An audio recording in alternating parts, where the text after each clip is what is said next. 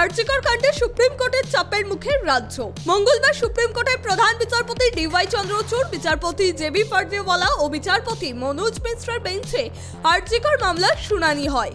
শুরু থেকেই প্রধান বিচারপতি ডিওয়াই চন্দ্রচূড়ের একের পর এক কড়া প্রশ্নের মুখে পড়তে হয় রাজ্যকে। প্রশ্নের মুখে পড়ে হাসপাতালের চিকিৎসক ও নার্সদের নিরাপত্তাও। এবার আরজিকর হাসপাতালে নিরাপত্তার জন্য কেন্দ্র বাহিনী মোতায়েনের নির্দেশ দিল সুপ্রিম কোর্ট। ঘটনার ভয়াবহতার কথা উল্লেখ করে উদ্বিগ্ন খোদ শীর্ষ আদালত। আর এই পরিস্থিতিতে চিকিৎসকদের নিরাপত্তা সুনিশ্চিত করতে আরজিকর হাসপাতালে নিরাপত্তার দায়িত্ব দেওয়া হলো কেন্দ্রীয় বাহিনীকে। চিকিৎসকরা যাতে আবার কাজে ফিরতে পারে তাই এমন সিদ্ধান্ত বলে জানায় শীর্ষ আদালত। আন্দোলনরত চিকিৎসকদের এবার কাজে ফেরার অনুরোধ করলেন প্রধান বিচারপতি। যদিও আরজিকর হাসপাতালে আন্দোলনরত চিকিৎসকরা তাদের কর্মবিরতি তুলতে এখনই রাজি নয়, ক্যাম্পাসে ঘুরে বেড়াচ্ছে প্রকৃত দোষী। আমরা এখনো নিরাপত্তাহীনতায় ভুগছি এই বলেও জানালেন তারা।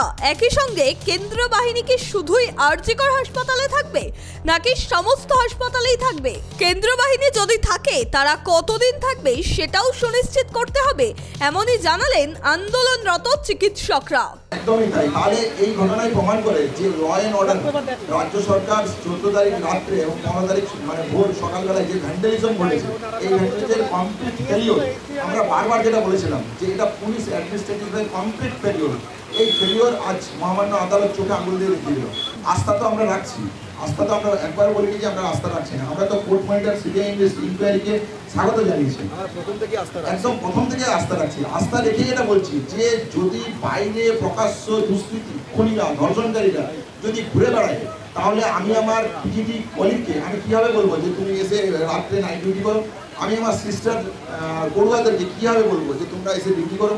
আমি আমার স্টাফ সিস্টার নার্স যারা আছে তাদেরকে কীভাবে বলবো? ফিমেল প্যারামেডিক্যাল স্টাফ যারা আছে তাদেরকে আমি কীভাবে বলবো? এইটার তো আমি সদুত্তর পাচ্ছি না। তাহলে এই সদুত্তর যদি আমি না পাই তাহলে আমি কীভাবে বলতে পারি যে আমি কর্মবিরতির কাজে যোগ দেবো? রুগীর পরিষেবার জন্যই আমরা নিঃসন্দেহে, আমি তো বারবার বলছি, আমার সেফটি দেবে কে? আমার সেফটি দেবে আমার রুগী। কিন্তু এই যে ঘটনা ঘটেছে এর সাথে পরিষ্কারভাবে যোগাযোগ কার? কী যোগাযোগ আছে? এই জন্য বারবার যেটা বলতে চাইছি যে সিবিআই যে তদন্তের গতি প্রকৃতি চেয়েছে মহামান্য আদালত, সেই মহামান্য আদালতের কনসার্নকে আমরা অ্যাকনোলেজ করছি। অ্যাকনোলেজ করে আমরা যেটা বলছি 22 তারিখের ঘটনা কি হয় তার উপর আমাদের নজর থাকবে। সিআইএসএফ এমন বাহিনী যারা বিমানবন্দর, কয়লা খনির মতো গুরুত্বপূর্ণ জায়গায় নিরাপত্তার দায়িত্বে থাকে। ভোটের সময়ও ব্যবহার করা হয়। আরজিকরে সিআইএসএফ মোতায়েনের নির্দেশ দিয়ে এই হাসপাতালের নিরাপত্তাকেও সুপ্রিম কোর্ট তেমন গুরুত্বপূর্ণ পর্যায়ে উন্নত করল বলেও মনে করা হচ্ছে। আগামী বৃহস্পতিবার ফের এই মামলার শুনানি রয়েছে সুপ্রিম কোর্টে। শীর্ষ আদালত বৃহস্পতিবার কী রায় দেয় তার দিকেই তাকিয়ে রয়েছে এখন সারা দেশবাসী।